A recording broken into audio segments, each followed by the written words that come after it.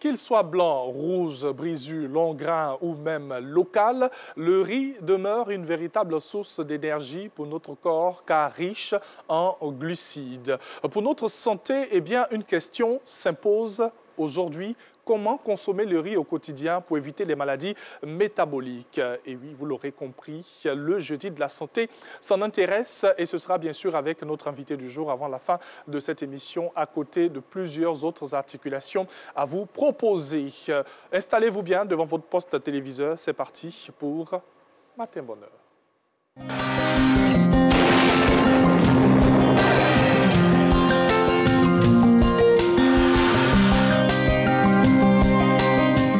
Bonjour mesdames et messieurs, merci de nous suivre. En début de matinée, les régions du nord-ouest, de l'ouest seront sous un ciel nuageux avec des pluies résiduelles. Le littoral observera des passages nuageux avec des averses au cours de la matinée. Le reste du pays sera généralement nuageux. Les températures prévues pour cette matinée, 24 degrés à Bingourou, 25 degrés à Abidjan, 26 degrés à Adiaké, 24 degrés dans les villes de Bondoukou, Bouaké, Bouna, Boundiali et Daloa, 25 degrés à Dimbokro, 23 degrés à Gagnoa, Guiglo, Kong, Korogo, 22 degrés à Man et Odiéné, 25 degrés à San Pedro et Sassandra, 23 degrés à Séguéla, Soubré, Tabou, 24 degrés à Tiasalé, 21 degrés à Touba et enfin 23 degrés dans la ville de Yamoussoukro. Le début d'après-midi sera généralement ensoleillé sur l'ensemble du pays. Des foyers orageux se formeront dans le sud forestier, le littoral, à l'est et à l'ouest. Ces orages pourraient intéresser le nord-ouest en fin de période. Les régions du littoral seront en début ou en fin de période, marquées parfois par des averses de pluie localisées.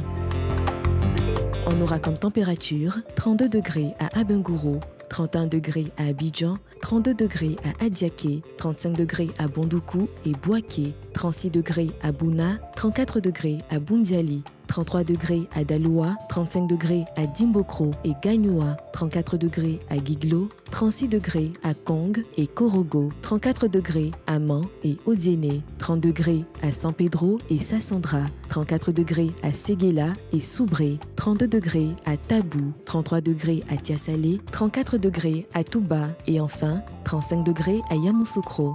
Merci à vous pour votre aimable attention et passez une très belle journée sur la RTI.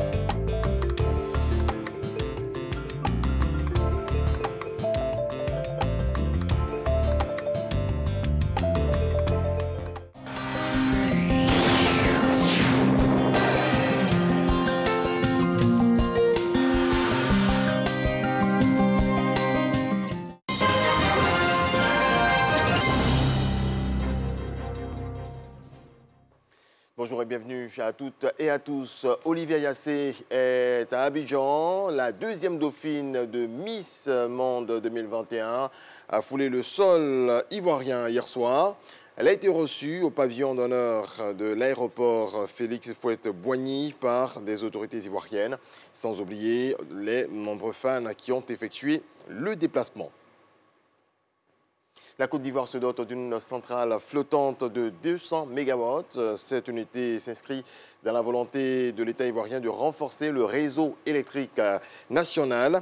Les acteurs du secteur de l'électricité se sont donc rendus sur le site de la société Car Power à Yopougon, Azito. Le point de Jean-Luc Bambo.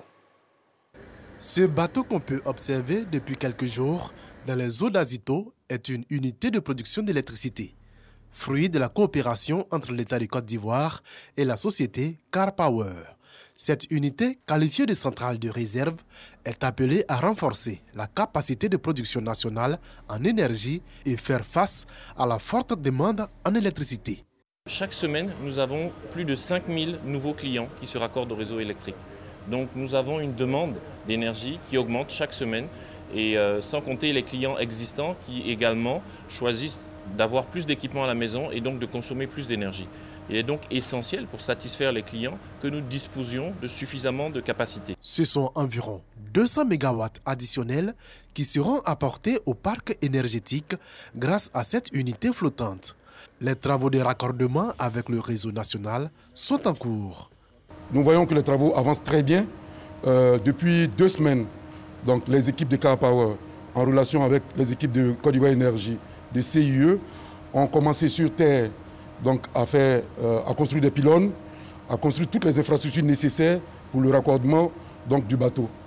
Et donc les travaux de raccordement vont se poursuivre pendant environ 3 semaines et cela permettra donc de pouvoir donc, délivrer de l'énergie au profit donc, de l'ensemble des consommateurs ivoiriens. La fin des travaux de raccordement et l'entrée en service de cette unité est prévue pour mi-avril. Des travaux qui pourraient entraîner des perturbations sur les réseaux, mais le directeur général de Côte d'Ivoire Énergie rassure. Ces travaux, pour pouvoir respecter les délais que nous nous sommes imposés, nécessitent qu'ils soient faits en journée et même la nuit.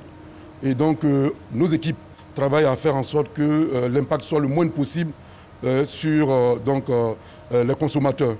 C'est ce travail qui est en cours. Comme centrale de réserve, cette unité permettra à la Côte d'Ivoire de faire face aux aléas qui pourraient survenir dans l'exploitation du réseau. Sa mise en service, combinée à la fin des travaux d'extension de la centrale d'Azito, permettront d'accroître la puissance installée sur le réseau national de 380 nouveaux mégawatts. L'artiste malien Sidiki Diabaté à l'hôpital Mère-Enfant de Béjerville pour apporter le réconfort aux enfants malades, réconfort à travers sa musique. Vous allez le voir dans cet élément de Issaïo. Sidiki Diabaté à l'hôpital Mère-Enfant de Béjerville. La star de la musique malienne est venue apporter réconfort moral aux enfants malades de cet établissement sanitaire. L'artiste malien a chanté avec eux.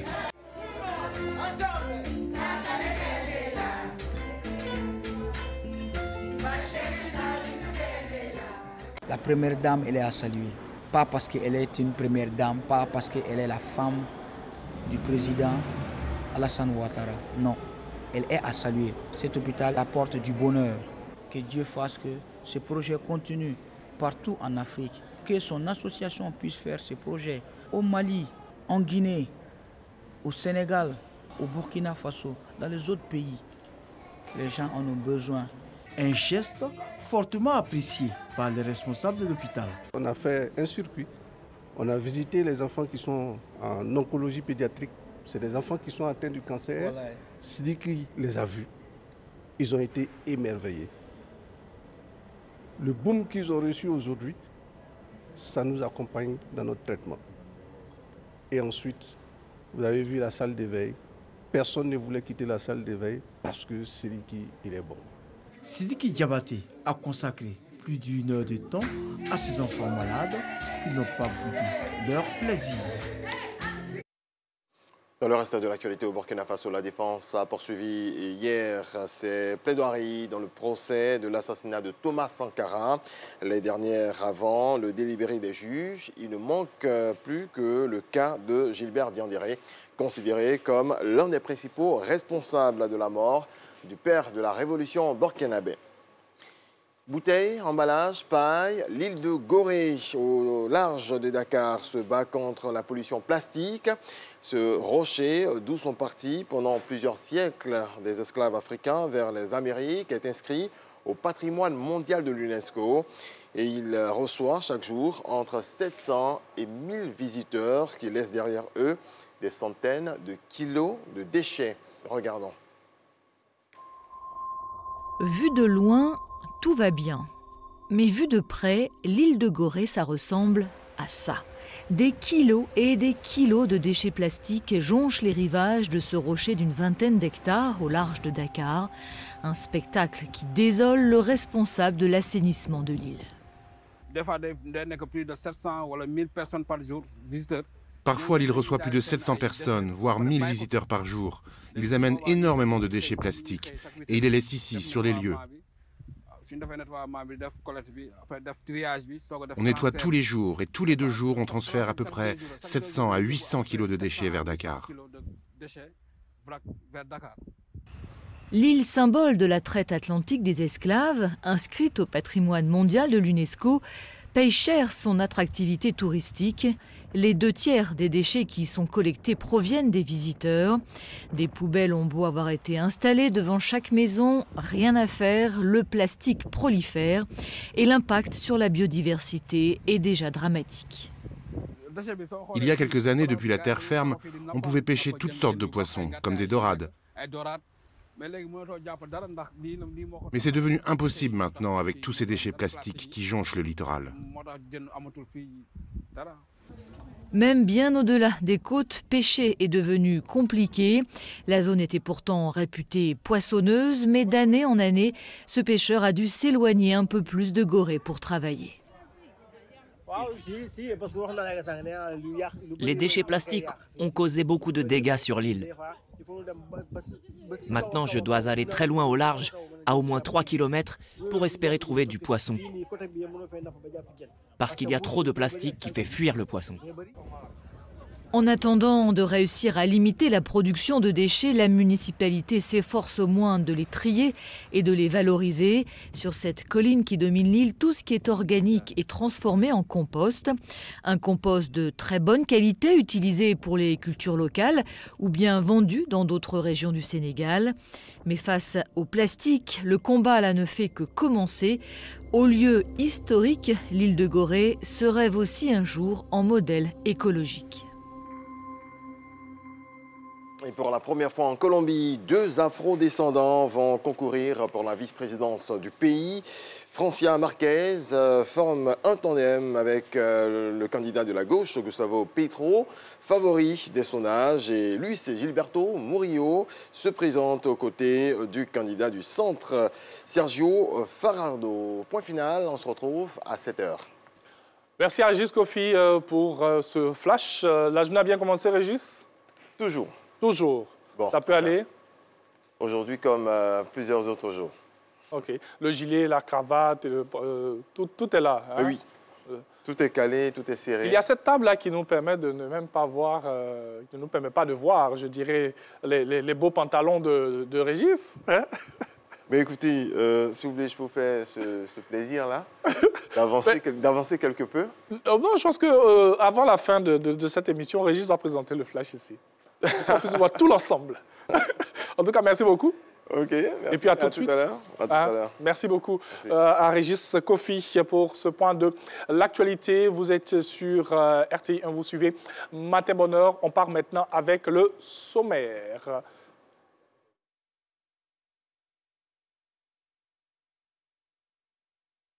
Comme tous les jours, voilà les infos aujourd'hui pour savoir ce qui se passe chez nous en Côte d'Ivoire et aussi dans le monde. Nous aurons à vous proposer combien ça coûte, direction les différents marchés, voilà, les zones de commerce chez nous en Côte d'Ivoire pour savoir combien ça coûte exactement, les prix à vous proposer. Vrai ou faux, en compagnie de Méliane Cuny. On fera le tour de toutes les actualités sur le net pour savoir ce qui est vrai et ce qui est faux. Et lorsque c'est faux, comment est-ce qu'on fait pour le savoir? Du fitness avec un peu de sport, bien sûr, des exercices le matin pour permettre d'être en forme et de bien démarrer la journée. Dans notre chapelet d'informations, on a aussi la revue de presse. Ce sera l'intégrale aujourd'hui avec le rédacteur en chef de Radio Yopougon qui est déjà dans ce studio. Invité du jour, on parlera bien sûr de la consommation du riz. On aime bien avoir le riz chez nous à la maison, consommer le riz avec toutes les différentes sauces et tout. Quels sont les avantages et tout? Et on termine avec Info Express pour, bien sûr, ce jeudi. Voilà, allez, la suite, c'est bien sûr les infos jour J.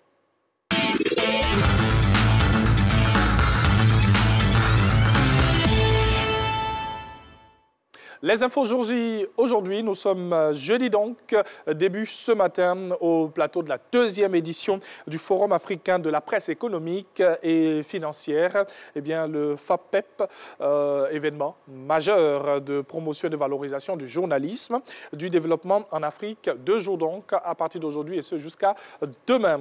Deuxième et dernier jour du sommet de la cybersécurité qui se tient depuis le 23 et ce jusqu'à aujourd'hui à Lomé au Togo, voilà, co-organisé par le Togo et la Commission économique des Nations Unies pour l'Afrique. Nous allons poursuivre et ajouter à nos infos jour J. Cette information, bien sûr, elle est arrivée hier après son sacre de deuxième dauphine, voilà, à Miss World. Et c'est un plaisir de la voir, de la recevoir chez elle en Côte d'Ivoire à travers ces images. Merci à nos collègues de l'A3. Voilà. Elle revient bien sûr avec cette couronne sur sa tête, deuxième dauphine, sinon Miss World Afrique, voilà, d'où l'écharpe qu'elle porte en ce moment. Elle a été reçue par toutes ses autorités, histoire de marquer la caution de l'État de Côte d'Ivoire, caution institutionnelle donc, et on remarque parmi tous ces invités, bien sûr, la directrice de cabinet de la Première Dame, voilà, qui est la marraine, certes du commissaire, mais qui est la marraine d'Olivia Yassé. Voilà, on a aussi pu apercevoir la ministre de la Culture, le ministre de la Communication, le ministre de la Jeunesse, toutes ces autorités qui l'ont reçu en compagnie, bien sûr, de son père et de sa mère, de tout ce staff qui l'a accompagné. Et on a vu aussi la présence du président du comité Miss Côte d'Ivoire, M. Victor Yapobi. Donc, elle est là, elle est chez elle.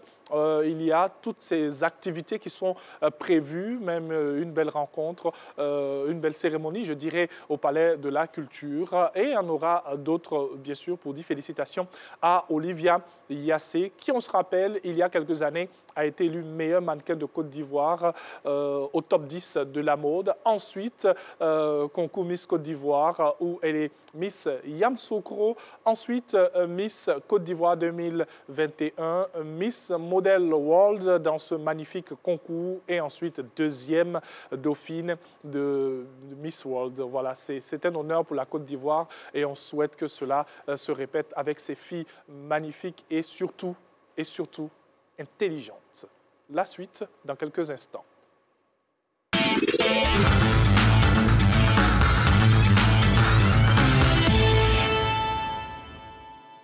Et cette suite, c'est avec combien ça coûte. On part avec l'aide de la réalisation. Produit vivrier pour commencer. Ignam Bete Bete à 300 francs CFA. Voici les inscriptions, bien sûr, tout en haut de vos écrans. L'igname Clé à 500 francs CFA. On a aussi dans nos informations de la pomme de terre à 500 francs CFA. Il y a du mil à 500 francs CFA. Il y a aussi, bien sûr, de l'arachide décortiqué à 900 francs CFA le kilogramme, des haricots verts à 1200 francs CFA et nous avons pour terminer du riz local à 500 francs CFA. Voilà le kilogramme. Sachez tout simplement, parlant du riz, que nous allons évoquer bien sûr la consommation du riz au quotidien. Qu'est-ce qu'il faut faire? Quelles sont les erreurs à ne pas commettre? Ce sera bien sûr avec notre invité du jour, le docteur Yves Blanchard-Envaux, qui nous dira tout sur ce sujet qui nous concerne parce que nous sommes tous des consommateurs de riz. Elle s'appelle Méliane Cuny. Avec elle, c'est vrai ou faux? On décortique l'actualité, bien sûr, sur les réseaux sociaux. Qu'est-ce qui est faux? Qu'est-ce qui est vrai? Comment y remédier? C'est maintenant.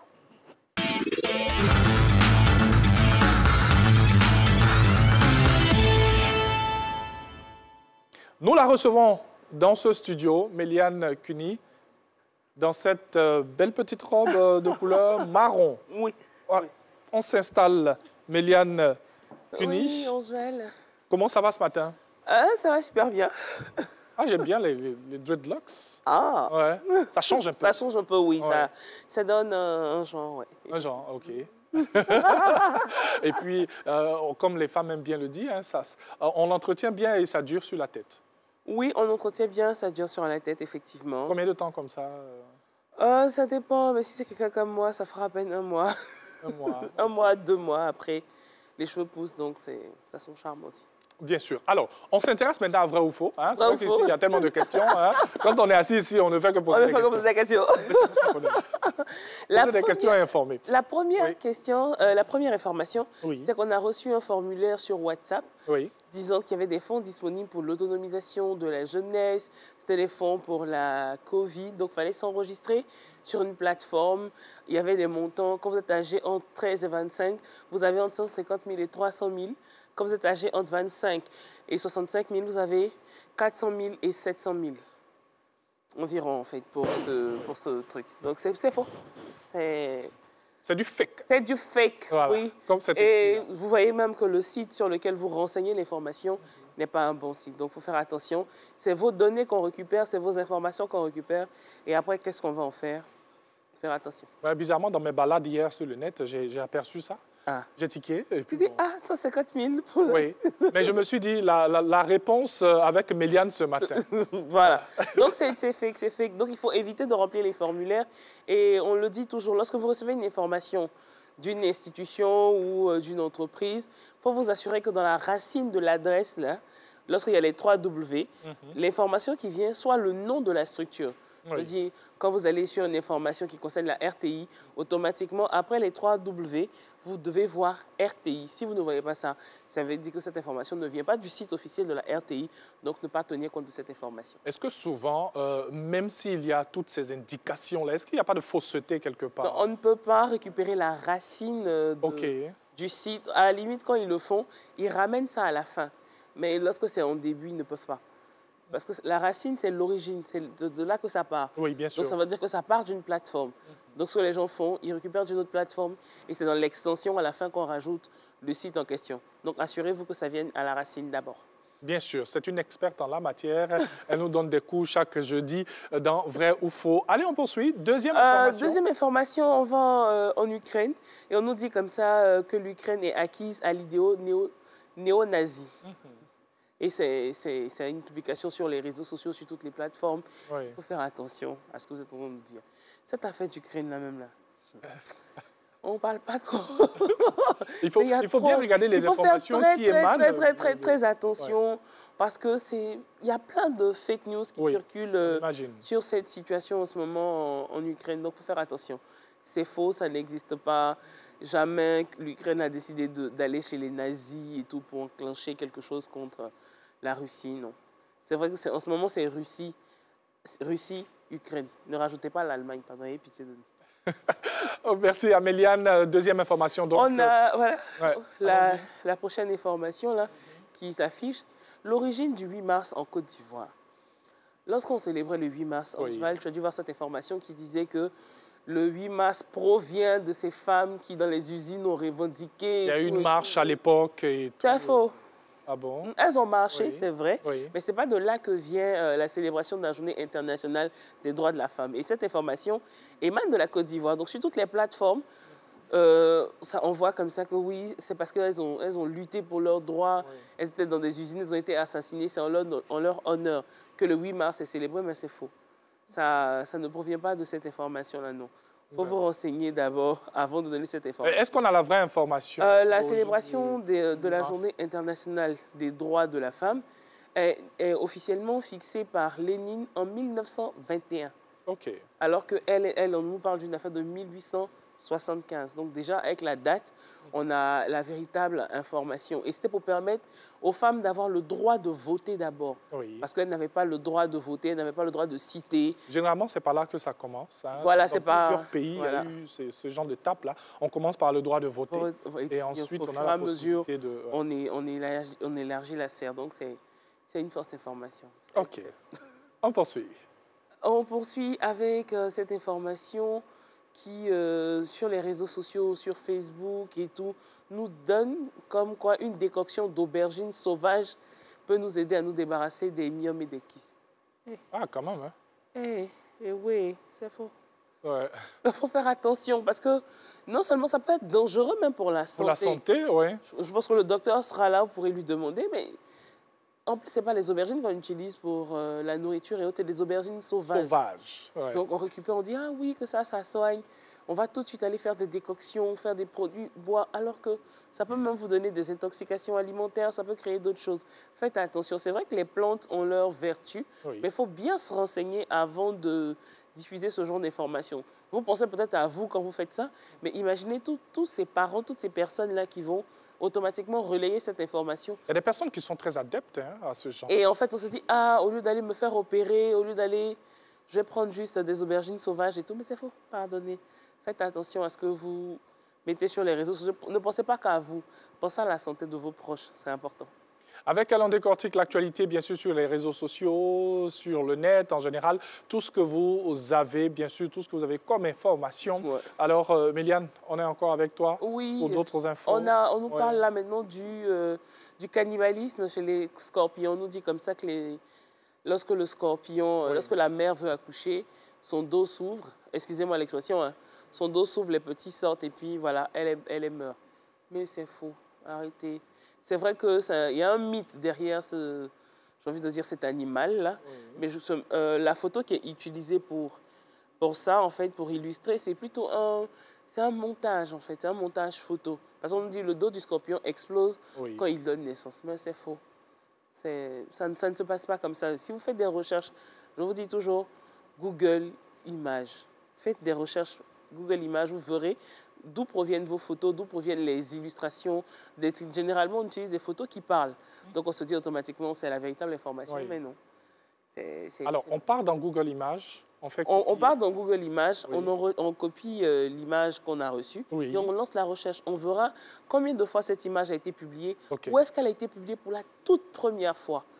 Parfois, vous vous rendez compte que cette image sort d'un documentaire, elle sort d'un article qui a été publié peut-être en 1830 et là, on vous dit non, que c'est un truc d'aujourd'hui. Donc, il faut faire attention. Déjà, vous, avec l'image, aussi, il faut prêter attention aux détails sur les photos, sur les illustrations. Lorsque vous regardez, je dis toujours, si on vous envoie dans un endroit, regardez le panneau, regardez ce qui est écrit à côté pour savoir ça vient d'où. On peut vous ramener une image de l'Afghanistan. Et puis on vous dit non que c'est en Arabie Saoudite. Donc il faut faire attention. Oui, on en a vu plein dans cette émission. Dans cette émission-là, voilà. Donc il faut faire attention. C'est dangereux de communiquer ce genre d'informations. Bien sûr. Alors, Méliane, la dernière information? C'est la dernière. Ah, la dernière. Ah non, si. Ah, OK.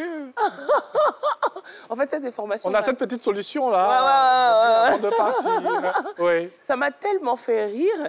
On nous dit qu'il faut prendre une douche par semaine pour réduire la dépendance au gaz russe.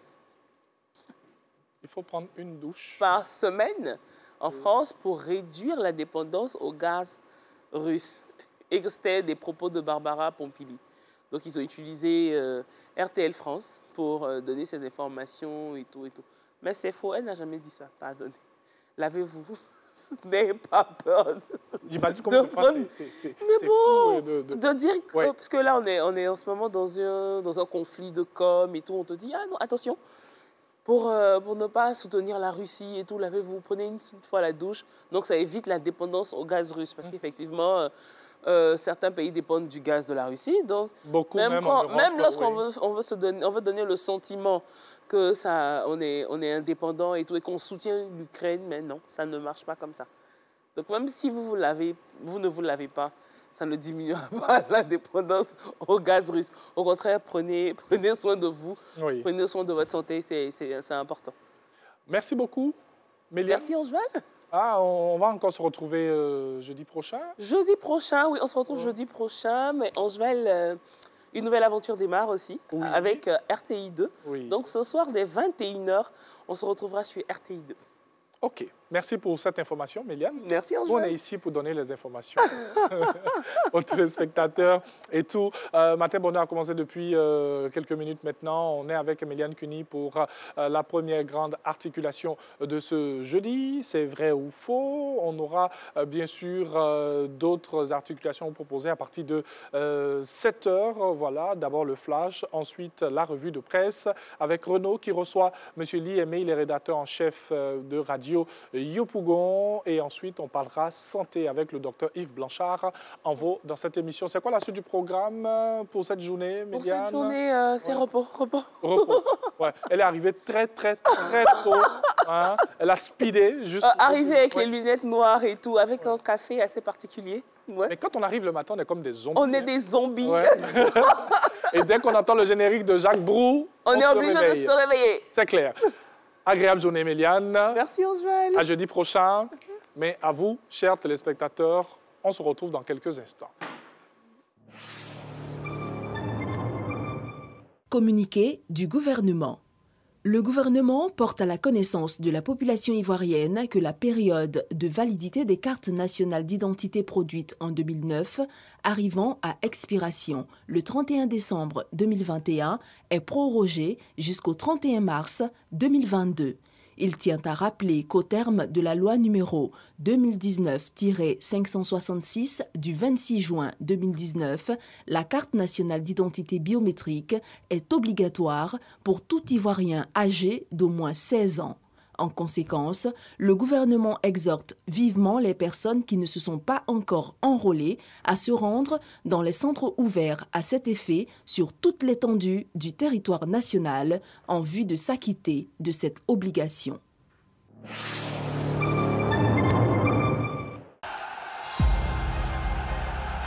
Ils ne chômeront pas pendant la trêve internationale. Les doubles champions d'Afrique affronteront deux grandes nations d'Europe pour des finales amicales. Exceptionnel! Il a pris le temps de contrôler! Ouais, il a pris le temps de contrôler! Théo Hernandez! Premier rendez-vous, vendredi 25 mars 2022. France-Côte d'Ivoire, au stade Vélodrome de Marseille, à 19h GMT, en direct sur RTI 1.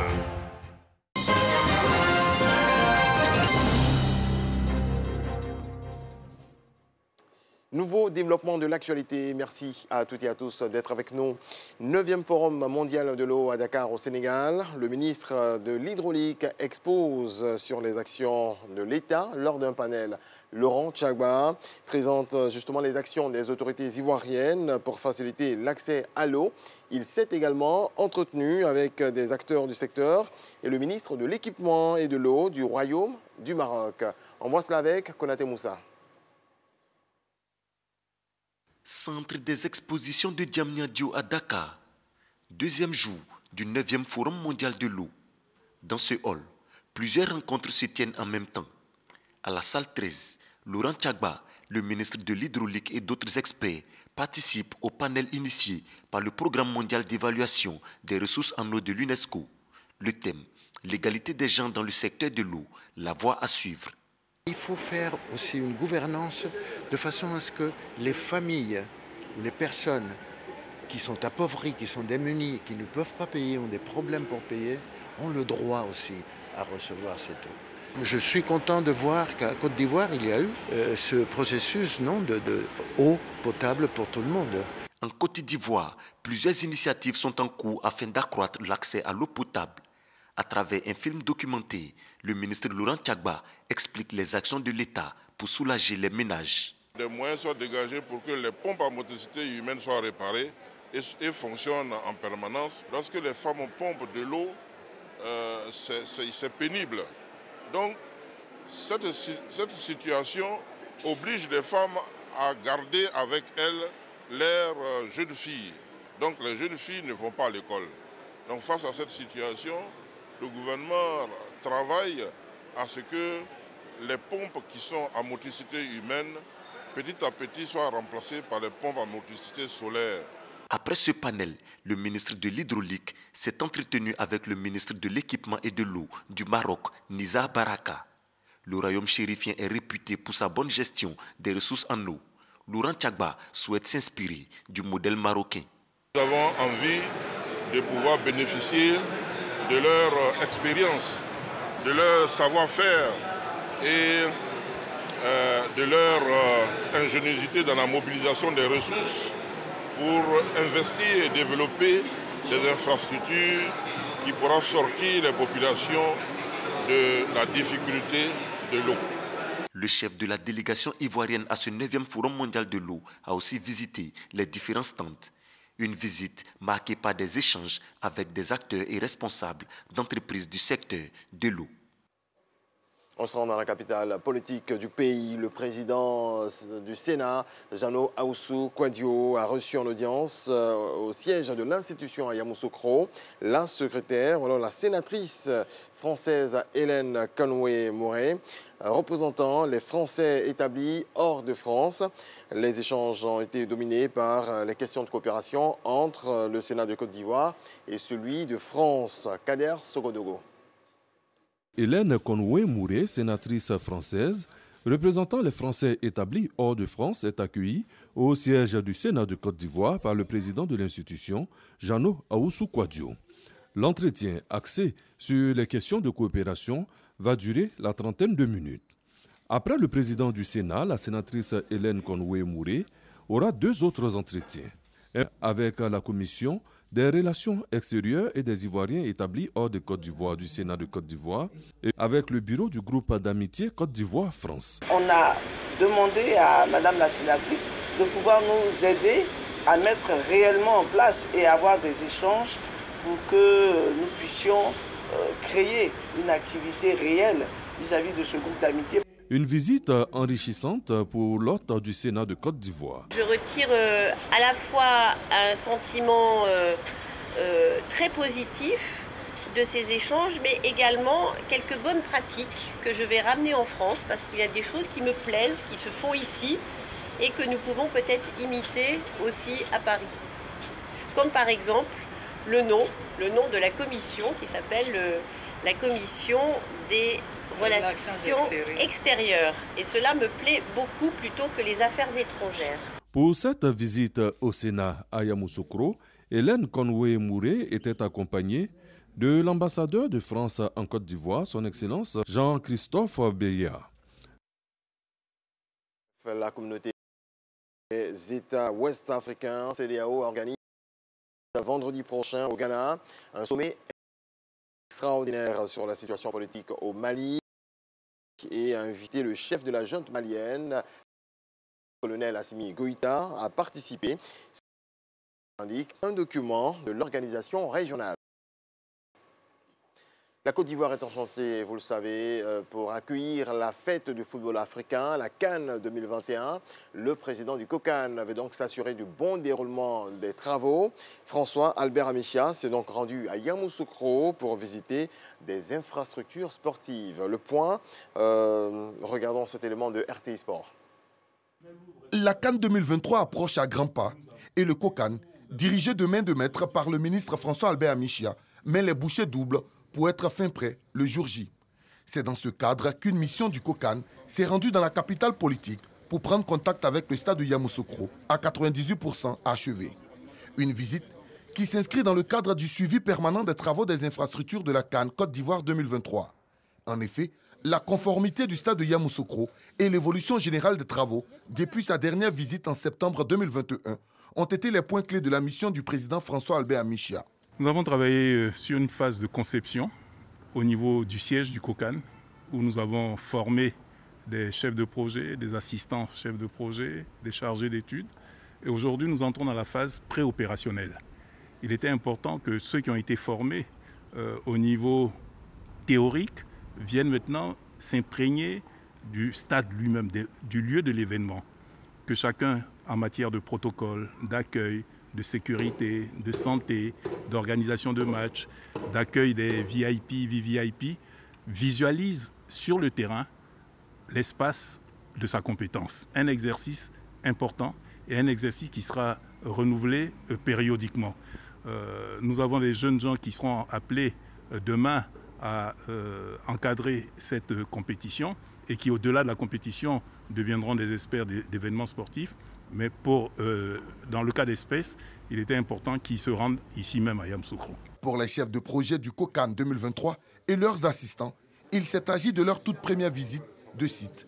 Ce fut également pour eux l'occasion de se familiariser avec les différents espaces dans lesquels ils devront évoluer les mois à venir et préparer au mieux la compétition. Repartis en différents groupes, la cinquantaine de membres de différentes commissions ont travaillé en atelier dans la mise en pratique de la formation théorique reçue. Dans le cadre de l'organisation d'un événement sportif international comme celui-ci, vous avez un ensemble de fonctions support qui partent des accréditations, de la gestion du public, de la compétition. Donc nous avons recruté, avec le COCAN, nous avons recruté un certain nombre de jeunes hommes et jeunes femmes que nous formons depuis justement au métier de l'organisation d'un grand événement sportif. Il y a eu la partie théorique qui s'est tenue dans les locaux du COCAN depuis maintenant plusieurs mois, où on les a familiarisés avec justement leur mission, les tâches qui seront les leurs, ces différents chefs de projet et chargés de mission. Aujourd'hui, on bascule dans ce qu'on appelle la phase pré-opérationnelle où ils viennent sur site commencer, à se familiariser avec ce qui sera leur site d'opération dans le cadre de la compétition, mais aussi voir de façon très pratique, très technique, comment est-ce qu'ils vont mettre en pratique tout ce qu'ils ont appris et tout ce qu'ils vont apprendre encore durant les mois qui suivent. Cette visite du ministre François Albert Amichia sur le site de Yamoussoukro a été l'occasion pour lui de s'imprégner des réalités du terrain. Les différents chefs de projet, leurs assistants et l'équipe d'assistance à maîtrise d'ouvrage Vivendi Sport vont poursuivre cette expérience sur tous les sites de la CAN 2023. Voilà le reportage de Seydou Koulibaly dans un commentaire de Jean-Sylvain Esso. Point final. Merci à toutes et à tous de nous avoir suivis. On se retrouve dans à peu près 30 minutes. Merci beaucoup, Régis Kofi.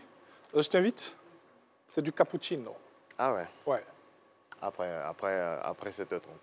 Après 7h30? Après 7h30. Pourquoi pas avant? Il faut garder la langue très, très disponible pour le jeu. Oui. Je pense que les téléspectateurs vont comprendre que lorsqu'on ne mange pas à l'antenne, lorsqu'on ne boit pas aussi à l'antenne, eh bien, pour certains, c'est parce qu'on salive beaucoup.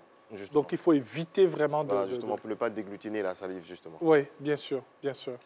Mais nous, on peut se permettre pour juste cet instant. En tout cas, merci beaucoup à Régis, qu'on retrouve tout à l'heure pour, bien sûr, le flash d'information. Ce sera le dernier avec lui, bien sûr, pour ce jeudi de la santé. Donc, allez, Renaud va s'installer et nous aurons, bien sûr, à le recevoir avec son invité du jour. Mais avant, on va savoir comment brûler, bien sûr, la graisse corporelle avec des exercices. Nous sommes en sport. Fitness.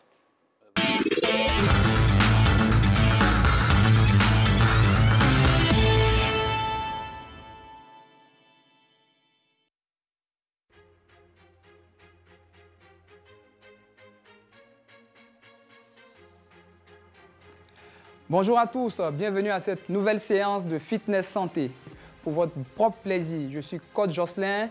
Mettez-vous en position, mettez vos baskets et on commence maintenant. Inspirez, ouvrez les bras.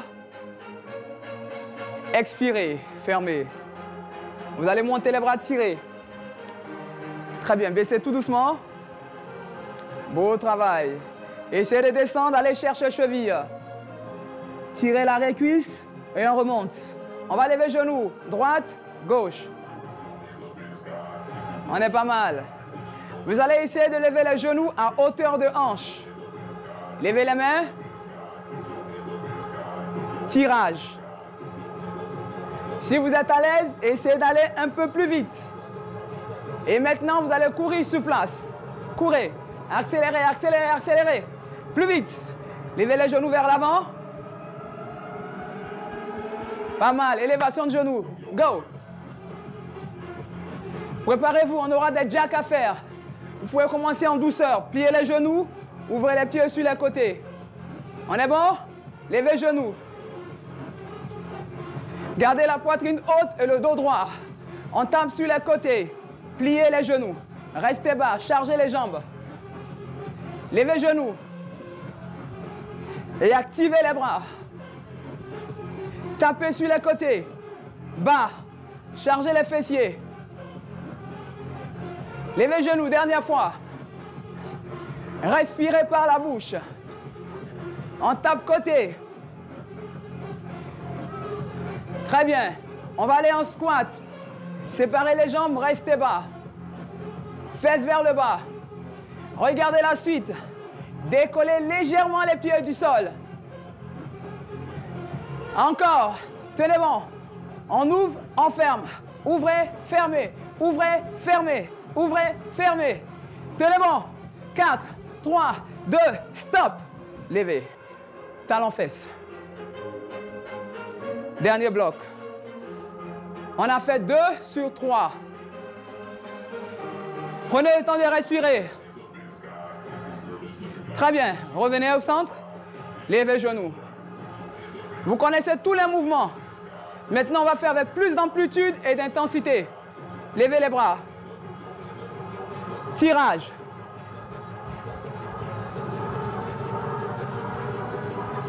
Accélération. Plus vite. On stop. Élévation de genoux. Go. Donnez-moi 8 jack.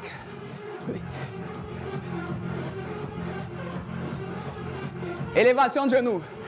Soyez fiers de ce que vous accomplissez maintenant. Go!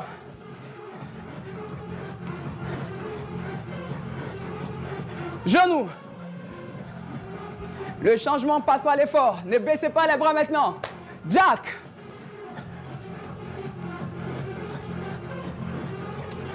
Genoux. Dernière fois.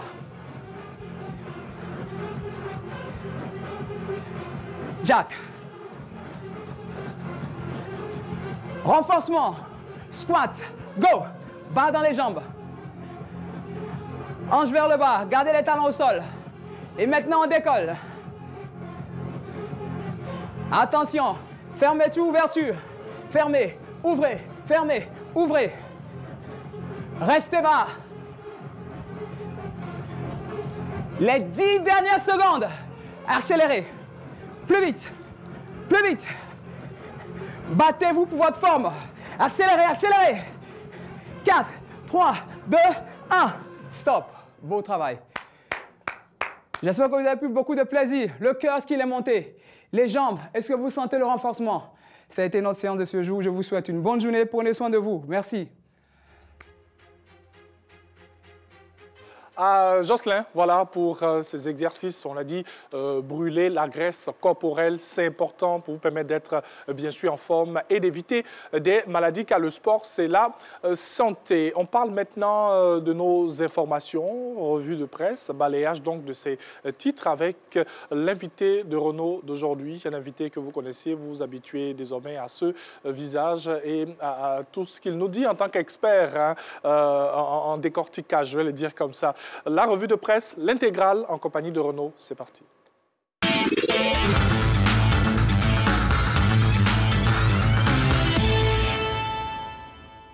Voilà, bonjour à tous et merci de nous retrouver pour l'intégrale de la revue de presse de ce jeudi 24 mars 2022. Liamé, bonjour. Bonjour Renaud. Liamé, rédacteur en chef de Radio Yopougon et c'est en sa compagnie que nous allons décrypter les titres que nous avons retenus aujourd'hui. On démarre tout de suite avec cette info qui voilà, fait l'effet d'une bombe qui met la joie dans le cœur de tous les Ivoiriens, j'imagine. C'est le retour en Côte d'Ivoire de Miss Olivia Yassé. Oui, retour triomphal pour celle-là même qui fait la fierté de toute la Côte d'Ivoire. Elle a fait vibrer le pays entier. La nation lui est reconnaissante, en tout cas pour avoir hissé très haut le drapeau de la Côte d'Ivoire. Elle est de retour, accueillie à l'aéroport international Félix Houphouët-Boigny d'Abidjan, accueillie donc en triomphe par des autorités, des personnalités, oui. Par ses parents, par ses amis des fans, mais aussi et surtout par la ministre de la Culture, pour dire que La nation tout entière est reconnaissante pour tous ces exploits de cette jeune fille qui, je le dis encore, fait la fierté de toute la Côte d'Ivoire. Ah oui, Olivia Yassé qui a été sacrée deuxième dauphine au concours Miss Monde, c'était à Porto Rico. Et Olivia Yassé, en tout cas, vous l'avez dit, qui fait la fierté de la Côte d'Ivoire et qui a été accueillie par de nombreux fans aussi. Hein. Voilà, toute la nation était presque mobilisée sur les réseaux sociaux. C'était l'effervescence pour celle-là qui a représenté valablement la Côte d'Ivoire. En tout cas, on lui dit encore félicitations et puis on espère qu'elle va voilà, hisser haut le drapeau de la Côte d'Ivoire à travers les différentes actions, on l'imagine, qu'elle va mener. Bien, on parle de politique à présent et l'Inter de ce jour revient sur les coulisses de la rencontre qu'il y a eu le 22 mars, c'était avant-hier, entre le président de la République et Dr Albert Mabritois-Keus, président de l'UDPCI. Oui, Renaud, tu le sais, les relations entre ces deux personnalités s'étaient brouillées 3 mois avant la récente élection présidentielle. Mabritois-Keus qui était en griffe opposé à la candidature de feu Amadou Gon Coulibaly, qui avait été désigné comme voilà, candidat du RHDP, candidat du RHDP. Il avait signifié donc son désaccord suite à cette décision-là. Et par la suite, il a quitté le rassemblement des Oufoutis. Il a rejoint les rangs de l'opposition. Il a rejoint donc l'opposition quelques mois seulement avant l'élection présidentielle.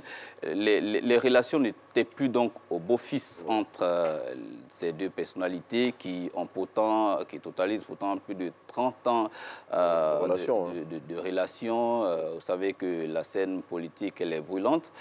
Aujourd'hui, avec le dialogue politique et les conclusions donc du dialogue politique, les rencontres entre les différents leaders politiques sont au nombre donc des recommandations du dialogue politique. Et nous voulons croire que donc, la rencontre entre le président Alassane Ouattara et le docteur Albert Mabritois-Keus, président de l'UDPCI, s'inscrit donc dans cette dynamique. En tout cas, le docteur Albert Mabritois-Keus qui a dit que cette rencontre s'inscrivait dans le cadre des résolutions du dernier dialogue politique. Et l'Inter nous dit que cette rencontre a été organisée sans intermédiaire. C'est le président de l'UDPCI qui a appelé le chef de l'État et qui a souhaité le rencontrer. Le chef de l'État a répondu favorablement. Justement, voilà, il a d'abord été accueilli donc par le directeur de cabinet et ensuite il a conduit ensuite auprès du président de la République. Les deux hommes politiques donc, ont évoqué les questions d'actualité, notamment les conclusions du dialogue politique, mais également Albert Mabritois-Keus, selon le confrère, a exprimé donc au président de la République, a rappelé au chef de l'État l'absence donc de son parti dans le bureau de l'Assemblée nationale. Voilà, dans le bureau de l'Assemblée nationale. Je pense que cette préoccupation-là aussi a été bien notée par le chef de l'État qui espère qu'au niveau donc, de la prochaine rentrée parlementaire, une issue favorable devait donc être trouvée à cette proposition donc, de l'UDPCI. Et autre sujet abordé au cours de cette rencontre, selon l'INTA, c'est celui du rétablissement celui de la question du statut de feu le général Robert Guéhi, fondateur de l'UDPCI, demande qui a été faite par le président de l'UDPCI et le chef de l'État. Là-dessus aussi, selon le confrère, a pris bonne note et voilà, cette rencontre, normalement, devrait augurer de lendemain meilleur pour le climat politique et on espère que les choses vont aller dans ce sens. On salue en tout cas ce rapprochement. Renaud savait qu'après l'élection présidentielle de 2020, il y a eu beaucoup de choses qui ont été dites, mais Mabritois-Keus a dû vivre dans la clandestinité pendant quelques mois quand même. Oui. On salue en tout cas ce rapprochement qui devrait contribuer donc à la décrispation donc, de la sphère politique en Côte d'Ivoire. Okay. Il faut rappeler aussi que le docteur Albert Mabritois-Keus était le deuxième vice-président du RHDP à l'époque. L'un des vice-présidents du RHDP, la question du RHDP notamment a été évoquée, mais au sortir de son entretien avec le président de la République, le docteur Albert Mabritois-Keus a dit qu'il n'avait pas été question de son retour au sein du Rassemblement des Oufouettistes pour la démocratie et la paix. On continue de parler de politique avec le RHDP qu'on a évoqué tantôt, RHDP qui affiche ses intentions selon le Patriote. On est à quelques mois des élections générales en Côte d'Ivoire. Vous savez que les élections municipales sont l'occasion donc de tâter le terrain. Oui. 2023, c'est seulement à 2 ans de 2025. Donc en préparant 2023, on prépare en même temps 2025 et c'est en cela que le directoire du RHDP donc, qui s'est réuni pour mettre donc les militants en ordre de bataille. Cela donc commence déjà par quadriller le terrain et faire en sorte que, en tout cas, aux 4 coins du pays, le parti soit valablement représenté. Vous savez que c'est le parti qui est au pouvoir en ce moment, donc il y a ce statut-là à faire respecter à l'occasion des élections à venir. Il faut donc faire en sorte que la nouvelle ossature du parti soit bien comprise par les militants et que chacun sache ce qu'il a à faire. Que donc les 40 secrétaires qui se sont réunis ont travaillé sur plusieurs aspects, notamment la carte de militants qui devrait revenir donc au goût du jour. La nouvelle proposition a été faite. Il a été également question donc de la nouvelle carte, on va dire la nouvelle carte du parti, parce que chaque parti essaie donc de faire un découpage du territoire en fonction donc du maillage qu'on veut faire. Et cela a été évoqué. 344 départements ont été sortis. Hein. Justement. À côté des différents départements, il faut également activer les différentes structures spécialisées, notamment la question des femmes, la question des jeunes, et toutes ces structures spécialisées-là qui vont concourir donc à faire en sorte que le parti soit bien représenté sur le terrain et que la bataille de 2023 se prépare maintenant. En tout cas, cette bataille de 2023 qui est en pleine préparation par le Rassemblement des Ofotistes pour la démocratie et pour la paix. Et hier, à l'occasion de la rencontre que le directoire du RHDP a tenue à la rue Le Pic, au siège du parti, eh bien, des orientations ont été données aux militants. Autre formation politique qui, elle aussi, se prépare pour les prochaines échéances électorales, c'est le Parti des peuples africains Côte d'Ivoire, le PPA, CI et le PDCI. Justement, ces deux alliés, mais en termes d'alliance véritable, je pense que c'est 2023 qui sera un véritable test, on dit un test grandeur nature pour ces deux alliés. Vous savez que pour les législatives de 2021, on a parlé donc de coalition, d'union entre le PDCI, mais c'était avec, c'était pas, le PPACI n'était pas encore né, c'était donc le parti dirigé, le groupement politique dirigé donc par le président Ouénien qui avait donc conduit les débats. C'est maintenant qu'on parle d'une véritable alliance entre le PPACI et le PDCI. Il faut donc peut-être pour ces deux partis-là tirer déjà les leçons de cette première collaboration en ce qui concerne les législatives de 2021, voir ce qui a marché, ce qui ne l'a pas été, rectifier le tir et puis essayer ensemble donc de faire de belles propositions pour les joutes électorales à venir. Si le RHDP se prépare, le PPACI et le PDCI aussi en sont conscients, ils savent que leur véritable adversaire politique aujourd'hui, c'est le RHDP. Chacun essaie donc d'affiner ses stratégie dans la perspective de 2023, mais je l'ai dit Renaud, en préparant 2023, c'est 2025 que les différents partis politiques essaient de préparer parce que les résultats de 2023 vont jouer forcément sur l'élection présidentielle de 2025. En tout cas, le PPACI qui a indiqué à travers son premier vice-président exécutif chargé de l'implantation du parti, Stéphane Kipré, qu'il présenterait des candidats aux municipales et aux régionales de 2023. Et c'est pareil pour le PDCI qui aujourd'hui est en tournée à l'intérieur de la Côte d'Ivoire et le PPACI aussi, eh bien, qui continue de mobiliser ses troupes. On parle d'autre chose, hein. On sort de la sphère politique et on s'intéresse à celle du transport. Voilà, depuis quelques jours, il y a une nouvelle réglementation qui a été mise en place par l'État de Côte d'Ivoire à travers le ministère des Transports pour réguler la question du transport en concernant les VTC. Et cette nouvelle réglementation plutôt a créé des remous sur les réseaux sociaux.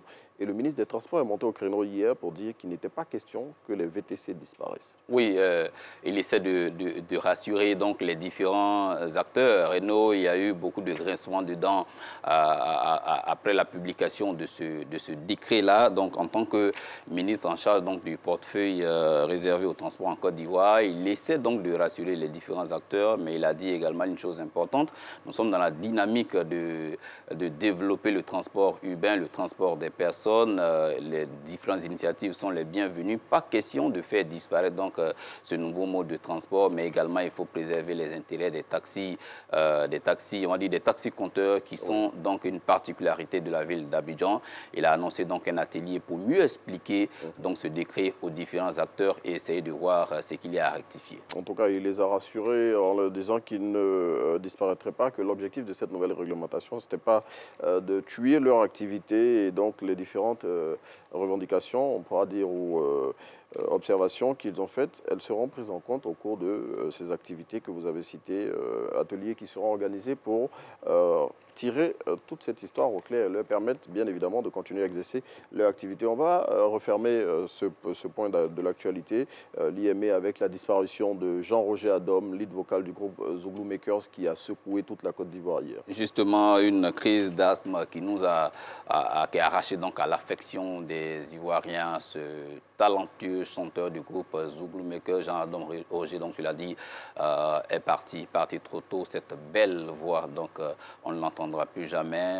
Des hommages ne manquent pas sur la toile, des artistes, des mélomanes, mais également les amoureux de la musique, les amoureux du Zouglou multiplient donc les messages d'hommage pour dire ce qu'il a été pour la Côte d'Ivoire fière. Le Zouglou perd une valeur sûre et c'est regrettable. En tout cas, Jean-Roger Adom et son groupe qui ont apporté une touche de particularité au Zouglou en y introduisant les orchestres. Et voilà, c'est ce grand monsieur de la musique ivoirienne et surtout du Zouglou qui part ainsi. Eh bien, on souhaite que la terre lui soit légère et on souhaite nos condoléances les plus attristées à sa famille biologique et surtout à toute la grande famille de la musique ivoirienne et particulièrement du Zouglou. Angeval, c'est ici qu'on s'arrête pour l'intégrale de la revue de presse de ce jour.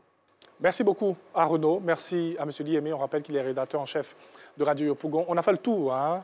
On a fait le tour de l'arrivée d'Olivia Yassé jusqu'au décès de Jean-Roger Adom, lead vocal de Zouglou Makers. C'est un groupe qui a été créé en 2007. Et comme tu l'as dit, Renaud, qui a révolutionné la musique Zouglou avec, bien sûr, les orchestres et tout, qu'on en a beaucoup maintenant aujourd'hui. Oui, pléthore, les orchestres.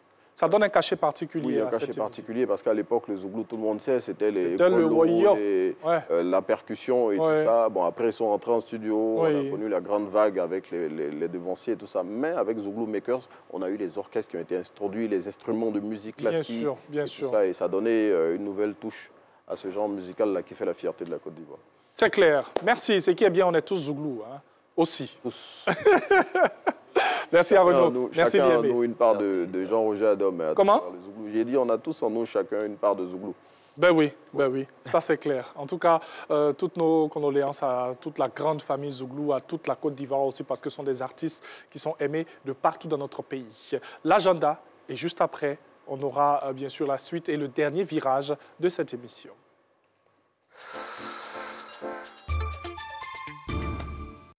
Sous la présidence effective de Pierre Ngoudemba, ministre de la Santé, de l'Hygiène publique et de la couverture maladie universelle, à travers le Programme national de lutte contre la tuberculose, organise en collaboration avec l'Organisation mondiale de la santé et l'ONG Alliance Côte d'Ivoire, la 27e journée mondiale de la tuberculose, édition 2022. Thème, investir pour mettre fin à la tuberculose, c'est sauver des vies. La cérémonie officielle aura lieu le 24 mars 2022. Lieu, espace Terre Rouge de Gonzagueville à partir de 8h. Elle sera encadrée par les dépistages actifs de la tuberculose sur les sites de Adjoufou, Gonzagueville, Port-Boué, Port-Boué-Centre, Bénétéfort et Adjaoui-Koubé du 18 au 25 mars 2022. Population de Port-Boué, venez participer nombreux à cette séance de dépistage gratuite. Le diagnostic et le traitement restent gratuits en Côte d'Ivoire.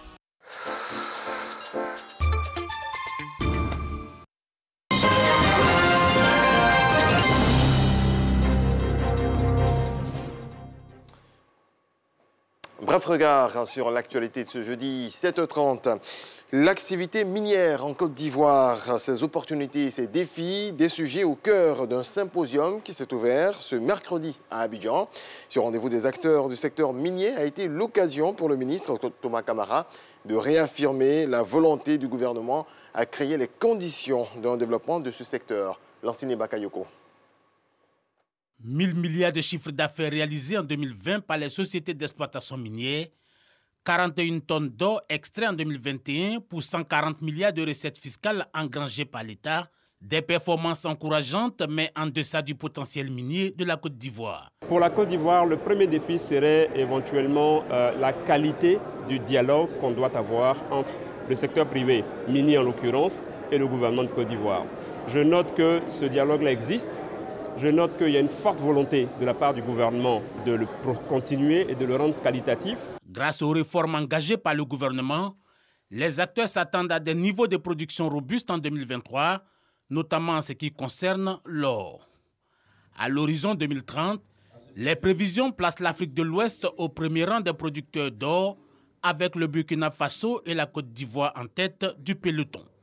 Des investissements à faire, mais également des formations à adapter. C'est pouvoir trouver ces compétences-là, ces ressources qualifiées, expérimentées, pour accompagner les sociétés minières dans leur croissance. Donc nous investissons massivement dans tout ce qui est éducation, dans tout ce qui est santé, dans tout ce qui est infrastructure, notamment avec le nouveau code minier. Le gouvernement qui envisage de faire du secteur minier le deuxième pilier de la croissance après l'agriculture devrait accompagner les opérateurs économiques, en priorité le cadre législatif et réglementaire, ainsi que la stabilisation du cadre fiscal et douanier.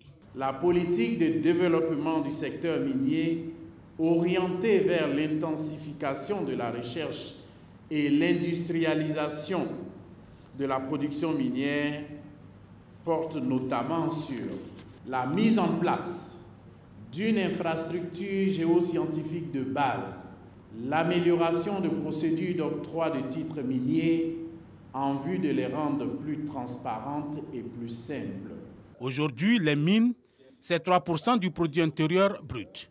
Près d'une soixantaine de sociétés d'exploitation sont dans l'activité.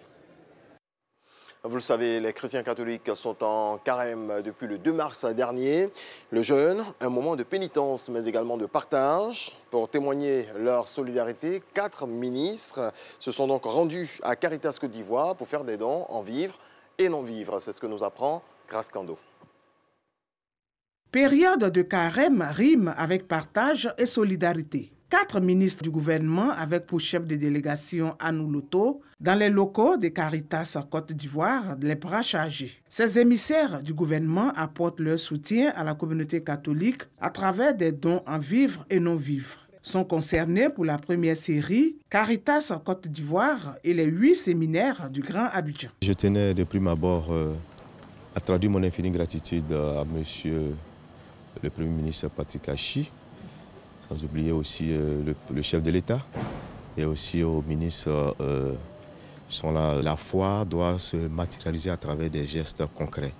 C'est vraiment une grande joie pour moi de savoir qu'au sein du gouvernement, des fidèles chrétiens de tous bords vivent cette foi-là et de façon concrète. Et donc, ces gestes à l'endroit de nos différentes institutions, c'est aussi une bouffée d'oxygène.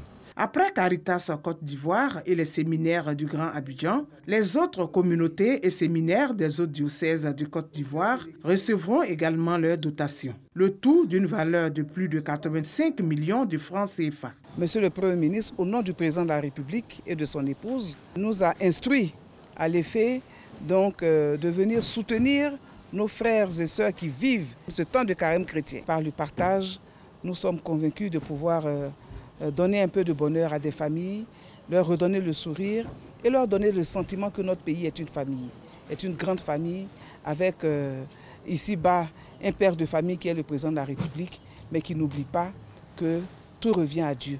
Et nous voulons, à travers cet acte-là, confier notre pays à Dieu, au Seigneur, pour que sa main demeure sur la Côte d'Ivoire et que la Côte d'Ivoire demeure un pays en paix. Un pays de vivre ensemble où des frères et sœurs, quelles que soient nos confessions religieuses, nous tenons par la main pour vivre ensemble. Un geste de solidarité qui vivifie la foi. Selon la ministre Anne Ouloto, il s'étendra aux autres confessions religieuses telles que les communautés méthodistes, aristes et évangéliques. Voilà, c'est tout pour ce 7h30. Demain, vous serez en compagnie d'Abdoulaye Koné. Très belle journée à vous. Place maintenant au cappuccino. Justement. En tout cas, très bonne journée, Régis. Merci. Et puis, on se retrouve, pour ma part, ça sera dans deux lundis. Ben oui, ouais. 2 lundis. Ouais. Parce que la semaine prochaine, eh bien, il sera en compagnie de Naomi Alafé, Amoussou Aki en femme. Un gros coucou, excellente journée Régis. Et puis, la semaine prochaine, encore d'autres gilets pour le plaisir de nos téléspectateurs qui sont habitués à Mister Gilet dans cette émission. Allez, nous allons parler santé avec le docteur Yves Blanchard-Envaux. Et oui, comment consommer le riz pour éviter les maladies métaboliques. Qu'est-ce qu'on appelle maladie métabolique? Et d'abord, comment consommer le riz? Quelles sont les habitudes que nous avons chez nous à la maison? Et quelles sont les erreurs que nous faisons sans même s'en rendre compte? Apple Jingle.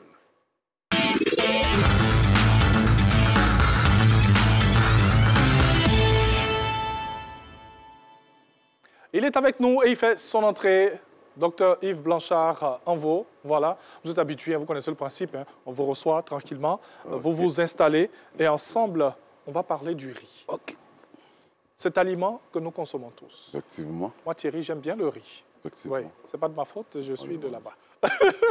Alors, nous allons parler du riz aujourd'hui. On rappelle que vous êtes nutritionniste. Effectivement. Vous êtes à l'Institut de cardiologie d'Abidjan. Comment consommer le riz pour éviter les maladies métaboliques? Okay. Qu'est-ce qu'on appelle maladie métabolique déjà? Alors, il faut dire que le métabolisme, c'est l'ensemble des transformations que nous avons dans l'organisme. Donc, une maladie métabolique, c'est une maladie qui est due au comportement alimentaire que nous avons. Okay. Voilà. Donc, nous devenons ce que nous mangeons. Nous devenons ce que nous mangeons. Voilà. Et nous devons avoir de bonnes habitudes alimentaires. Effectivement, voilà. Et il y a des erreurs que nous commettons. Voilà. Parlons du riz. Okay. Déjà, on va commencer par les bienfaits du riz. Okay. Allons-y. Le riz est un aliment riche en sucre, donc un aliment de force, bien sûr, qui permet de couvrir nos besoins. Donc on le mange à tout moment, depuis notre enfance, on le mange. Alors il est encore plus nourrissant lorsque ce riz n'est pas blanchi. C'est comme par exemple la découverte de la pélagre, où ils ont mis par exemple du riz bien blanchi et du riz non blanchi. Ils ont donné ces deux riz aux poulets. On s'est rendu compte que les poulets qui ont mangé le riz blanchi sont tombés malades, alors que les autres ne sont pas tombés malades. Donc, le riz il est encore plus nourrissant lorsqu'il n'est pas blanchi, comme ce que nous avons aujourd'hui. On parle souvent de riz rouge. Ce sont des différentes variétés. Il faut dire qu'il existe plus de 40 000 variétés de riz. Voilà, donc, quelle que soit la variété du riz. Et c'est lorsqu'il est trop blanchi, voilà, lorsqu'il est trop nettoyé, alors sa qualité nutritionnelle baisse. Voilà, le riz local, il est encore plus nourrissant que les riz importés. Le riz local, voilà, donc c'est ça. Donc on le mange, le riz, on le mange, c'est ce que nous mangeons à tout moment. Mais, dernièrement, j'ai dit que pour un certain âge, il faudra qu'on le réduise le soir. Voilà. Le riz, il est encore digeste, il est plus digeste, surtout quand il est préparé avec de l'huile, il est encore plus digeste. Alors, on va aller pas à pas. Tout doucement. On va commencer d'abord par les tout petits. Ensuite, on est dans l'adolescence. On rentre dans l'âge adulte et on est personne du troisième âge. Comment consommer le riz? Alors, il faut dire que depuis notre enfance jusqu'à ce qu'on ait 20 ans, à ce niveau, il n'y a aucun problème à consommer le riz. Certains le mangent le matin, midi comme le soir. À ce niveau, de notre enfance jusqu'à, je vais dire, depuis 1 an jusqu'à 20 ans, manger le riz régulièrement matin, midi, soir, ça ne pose aucun problème. Voilà, si ça permet de couvrir nos besoins et selon aussi notre difficulté ou bien selon nos habitudes, nous mangeons le riz, il n'y a aucun problème.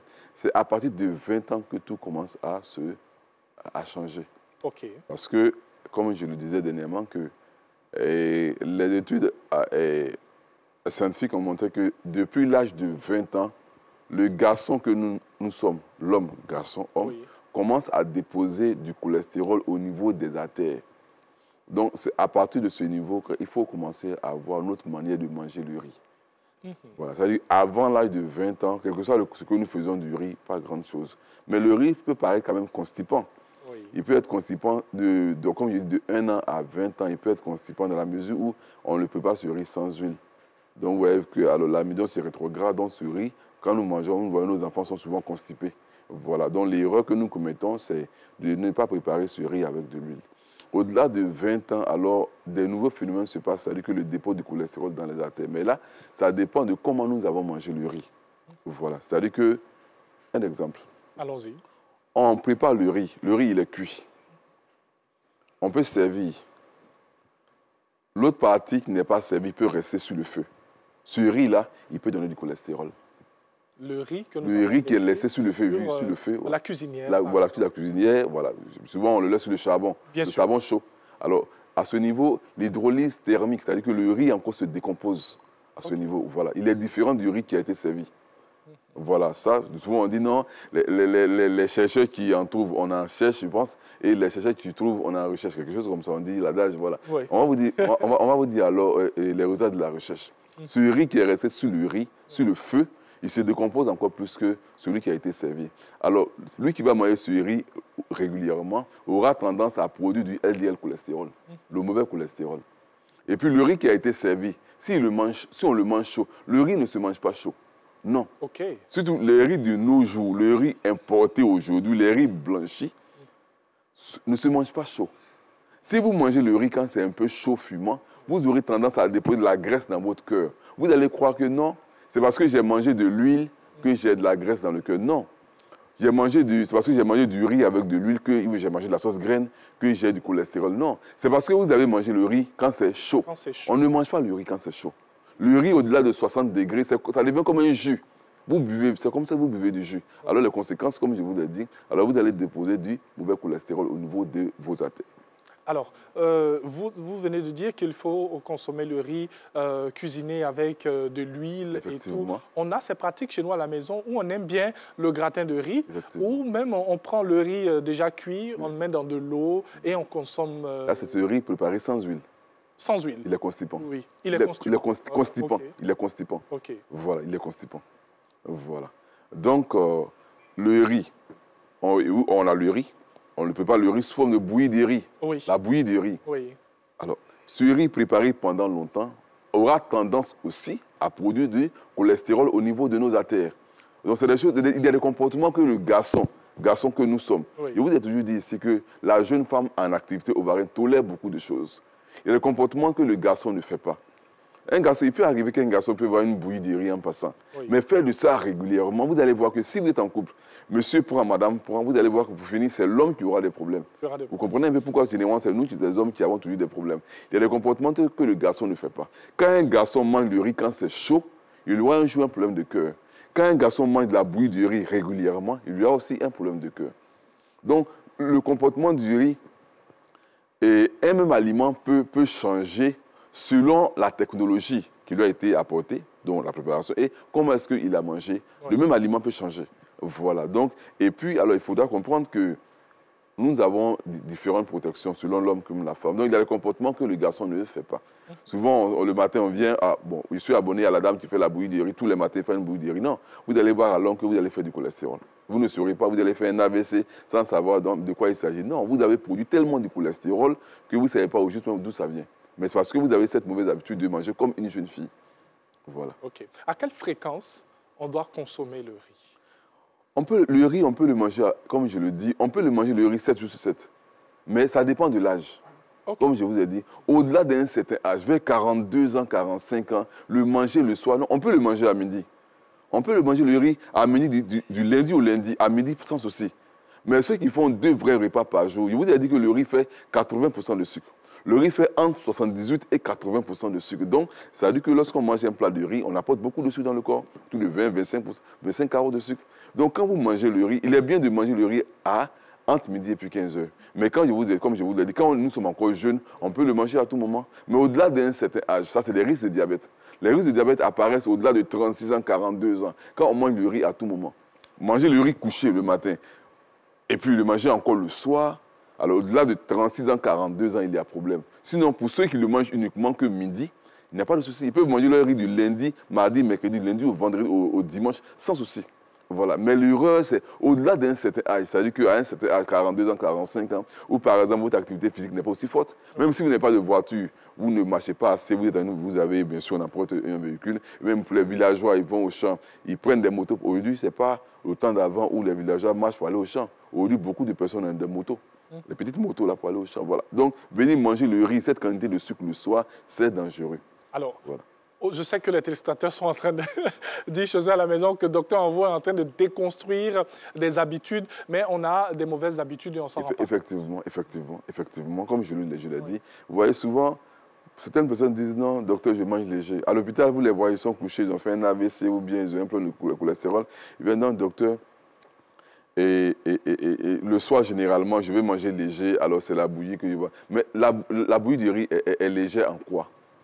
C'est léger en tant que poids ou bien parce que la bouillie de riz n'est pas légère. Elle est riche en sucre. Donc, c'est du lourd en sucre. Souvent, on se dit que comme c'est du liquide, comme ça, couramment, hein, c'est léger parce que c'est juste du liquide. Mais à ce niveau, il intervient pour dire, par exemple, que tout ce qui est liquide est dangereux pour un garçon. Pourquoi, généralement, en Afrique ou bien dans notre pays, ce sont les hommes qui meurent un peu vite? Il y a des comportements qu'un homme, un garçon doit suivre. Okay. Nous ne nous comportons pas comme les femmes. La jeune femme va boire sa bouillie de riz, elle n'aura pas de soucis. Mais quand l'homme se met à boire, alors lui, il a des soucis. Cette bouillie de riz, quand vous prenez la bouillie de riz, par exemple, le soir, il y a deux conséquences. Alors, si vous prenez la bouillie de riz le soir, d'abord, du fait que c'est liquide, vous allez faire du cholestérol. Vous allez faire du LDL, du mauvais cholestérol. L'eau densité lipoprotéine cholestérol, vous allez produire du cholestérol. Okay. Maintenant, du fait que c'est le soir, vous allez commencer à avoir une atteinte au niveau des yeux. Oui. Vous allez commencer à faire des glaucomes, cataractes, etc. Voici un peu comment ça marche. Donc, un aliment peut se comporter de différentes manières selon la technologie qui lui a été appliquée. Le riz cuit et puis la bouillie de riz ont différents comportements. Donc, il y a le comportement quand même que j'invite mes frères, les garçons, surtout à ne pas faire. Et surtout aussi, la femme qui est ménopausée, comme je vous ai dit, à la ménopause, la femme et puis l'homme, nous partageons les mêmes risques de cholestérol. Donc, à la femme ménopausée aussi, d'arrêter ce comportement. Le riz qui n'est pas préparé avec de l'huile aura ce comportement, il sera constipant. Voilà. On entend souvent dire, le riz local se prépare sans huile. Il est écrit où? Je demande où il est écrit. Il est écrit où que non, on ne prépare pas le riz local avec de l'huile. Il est écrit où? Mais c'est constipant. Voilà, il est constipant. Apporter de l'huile à la préparation des produits riches en amidon, c'est très digeste et ça permet de bien digérer et ça permet d'avoir une bonne santé. Plutôt que de traîner des gaz dans le ventre ou bien des inconforts digestifs à ne point fini. Chez nous, généralement, on dit lorsqu'on prépare du riz avec de l'huile, ça donne le cholestérol, mais pourtant c'est carrément... C'est très faux, c'est faux. Ce riz, ce comportement peut donner du cholestérol si vous l'avez mangé chaud. Oui. Voilà. Dans ce cas, ce n'est pas l'huile qui a été apportée au riz qui donne du cholestérol, mais c'est plutôt la température à laquelle vous avez mangé le riz. La science montre qu'au-delà de 60 degrés, le riz se comporte comme c'est un jus. Et remarquez, quand vous mangez le riz chaud, vous digérez rapidement. Voilà. Voyez ce comportement-là. Mais c'est le fait de digérer rapidement qui pose le problème. On passe carrément à côté avec toutes ces spéculations. Beaucoup pendant des années. Vous voyez, souvent, il y a certaines personnes qui ont été opérées de cancer de côlon ou bien qui ont eu des maladies pendant des années, 30 ans, 40 ans. Mais quand nous sommes venus, qu'on a tout déconstruit, ils se sont rendus compte, en fait, aujourd'hui, le mal que j'ai, c'est dû au comportement que j'ai depuis quand j'étais encore jeune. C'est ça. Donc, il y a le comportement que nous avons depuis notre enfance, qu'on n'a pas su corriger et aujourd'hui, on paye le prix. Voilà, c'est des cas des personnes qui sont constipées, qui ont eu des cancers de côlon, ou bien qui ont eu des cancers colorectales, ou bien par exemple des femmes qui ont souffert par exemple d'infertilité. Infertilité parce qu'elles ont été tout le temps constipées, elles ont sali le sang. Vous voyez un peu aujourd'hui, elles ont fini leur jeunesse, elles sont ménopausées, elles n'ont pas d'enfants. Mais quand on les change, on se rend compte qu'elles ont traîné une constipation, elles ont traîné un inconfort pendant toute leur jeunesse. Vous voyez un peu ce comportement-là. Le riz ne se prépare pas avec de l'huile. C'est une grosse erreur. Tous les produits amylatés, généralement, presque tous les produits amylatés se préparent avec de l'huile. C'est pour faciliter la digestion. Alors, on va rester sur les maladies. Il y a le taux très élevé du cholestérol. Effectivement. Vous avez parlé d'infertilité. L'infertilité chez la femme dans le cas des constipations. On a le diabète aussi. Effectivement. Lorsque vous mangez le riz le soir régulièrement, au-delà d'un certain âge, voilà, au-delà de 42 ans, comme je vous ai dit, en France c'est 42 ans. Mais aujourd'hui, on voit des risques même au-delà du cas 36 ans. C'est-à-dire que si vous avez, par exemple, dans une famille où vous avez des risques de faire un diabète, et moi je demande, vous savez que dans la famille, vous avez des parents qui font un diabète, mais c'est vous qui mangez le riz le soir. Alors, le jargon dit, mais quel est le projet? C'est-à-dire que c'est ce que les parents ont tracé que vous suivez.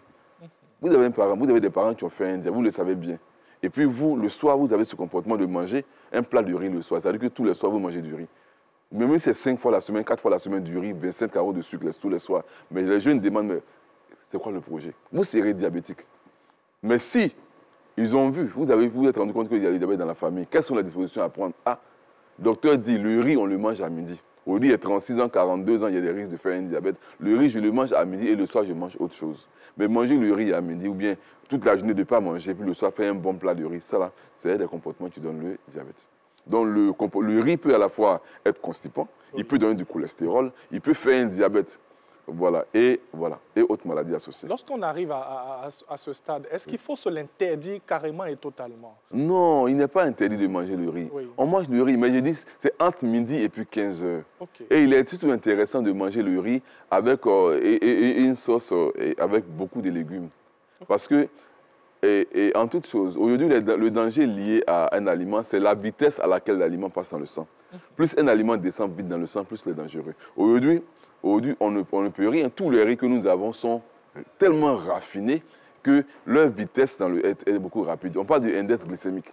Vous allez voir que dans tous les aliments, tous ces riz que nous avons sont tellement raffinés qu'ils descendent vite dans le sang. Donc il est plus intéressant de manger du riz avec des sauces pleines de légumes. Par exemple, sauce gogoso ou bien sauce djumblé. Alors vous allez voir que ces sauces qui contiennent beaucoup de légumes auront tendance à diminuer la vitesse à laquelle le riz passe dans le sang. C'est un peu la technologie. Il faut réduire la vitesse à laquelle le sucre passe dans le sang.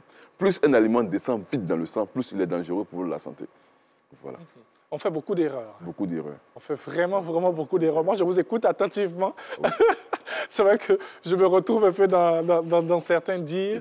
Donc, on rappelle juste que nous sommes en train aujourd'hui de parler du riz. Voilà. Comment consommer le riz au quotidien? Vous l'avez dit, il faut y ajouter de l'huile dans la préparation du riz. Il faut revoir la fréquence de consommation du riz.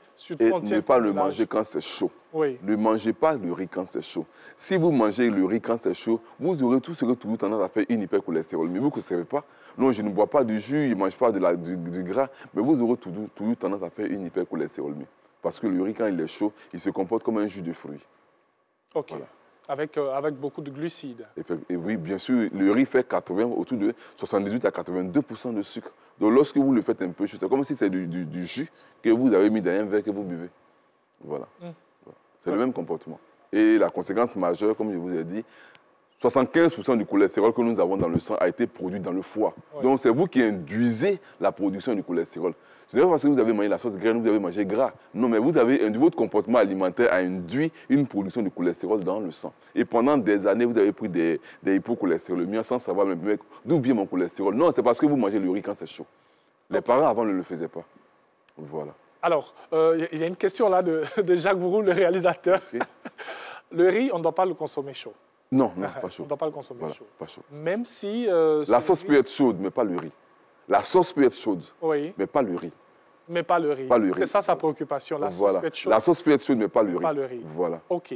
Donc, il faut bien penser à la température de ce que vous allez... Surtout parce que nos riz d'aujourd'hui sont tellement raffinés. Vous voyez, les riz sont trop blancs, trop raffinés. Oui. Voilà. Et c'est parce que c'est trop raffiné qu'au-delà de 60 degrés, le fruit, le riz se comporte comme un jus de fruits. C'est comme si vous buvez un jus de fruits. Oui. Voilà. Donc, il faut faire attention à notre consommation. Voilà. En tout cas, merci beaucoup. Je vous en prie. Et puis, qu'est-ce qu'on retient? On va faire juste un petit condensé de tout ce qu'on a dit avant de terminer. Voilà, j'ai entendu dire que j'ai créé une psychose dans la ville en interdisant aux gens de manger le riz. Non, je n'interdis pas. Je dis, au-delà d'un certain âge, il faut savoir ce que nous mangeons. Si vous avez vu, il y a beaucoup de maladies métaboliques avec ce que nous appelons la transition nutritionnelle. Ouais. Donc, il y a des points clés. Il y a certains points. Voilà, vous voyez souvent, que souvent, certaines personnes tombent malades pour un petit comportement. Certains vont dire, non, j'aime beaucoup le riz quand c'est chaud. Mais pendant des années, vous avez un problème de cholestérol, vous ne savez pas d'où ça vient. Ne mangez pas le riz quand c'est chaud. Ouais. Alors, quand préparant le riz, mettez l'huile dans le riz. Il est écrit nulle part que le riz local se prépare sans huile. Nulle part. Mais nous, on sait que si vous mangez le riz sans huile, on sait ce que vous allez avoir. Voilà. Donc, voici des grandes lignes que vous devez connaître sur le riz. On peut manger le riz de l'enfance jusqu'à 20 ans, mais au-delà de 20 ans, il faut savoir adapter certaines choses parce qu'il y a les risques de cholestérol. Et au-delà de 45 ans, le riz le soir, il est dangereux. Bien sûr. Voilà. En tout cas, merci beaucoup. Docteur Yves Blanchard-Envaux, voilà comment consommer le riz, quelques astuces comme ça, quelques comportements à éviter. On fait beaucoup d'erreurs, on ne se rend pas compte. On cherche bien sûr la faille ailleurs, pourtant c'est juste à côté de nous. Excellente journée. Merci beaucoup. Vous restez avec nous. On va terminer cette émission ensemble comme à l'accoutumée et nous partons avec l'Info Express en compagnie bien sûr de Renaud.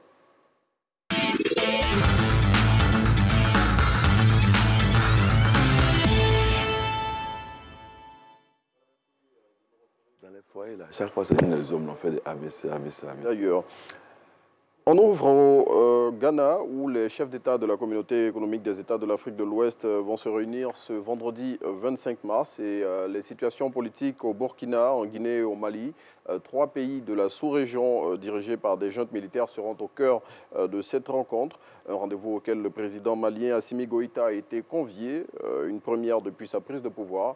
Et ce sommet extraordinaire sera l'occasion pour les deux parties de tenter une nouvelle fois de trouver un accord sur la durée de la transition en cours dans le pays. Il a lieu près d'une semaine après un nouvel échec des discussions menées entre une délégation de l'organisation sous-régionale conduite par l'ex-président nigérian Goodluck Jonathan et le gouvernement malien.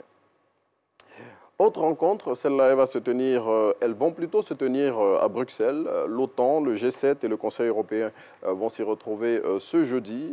Les chefs d'État et de gouvernement des 30 pays de l'OTAN tiennent ce jour à Bruxelles un sommet extraordinaire entièrement dédié à la guerre en Ukraine. Le président américain Joe Biden va prendre part à cette réunion ainsi qu'à un sommet européen couplé à une réunion du G7 au plus haut niveau qui se tiendront également ce jeudi dans la capitale de la Belgique.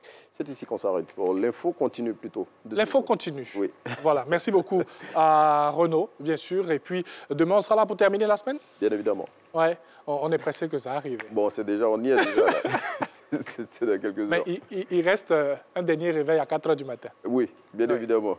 Avant de refermer cette semaine. Pas facile. Hein? Mais on y est. Mais passionnant. Oui, très. Passionnant. Très. C'est vrai qu'on a toute cette belle émotion lorsqu'on est devant la caméra pour faire plaisir aux téléspectateurs. C'est vraiment ce sacerdoce-là que nous... Il y a comme de l'adrénaline qui monte à chaque fois. Même quand on est épuisé jusqu'au bout, dès qu'on se retrouve face à la caméra, la fatigue elle disparaît. Dès que Jacques Brou dit 5 secondes, on se positionne et j'en profite rapidement pour saluer tous ces techniciens, tous ces machinistes, toutes ces personnes qui travaillent, le chef de plateau et tout, vraiment toutes ces personnes qui sont à pied d'œuvre chaque matin pour votre plus grand plaisir. Et comme j'ai dit, c'est un sacerdoce et on est là pour vous servir. Merci Renaud.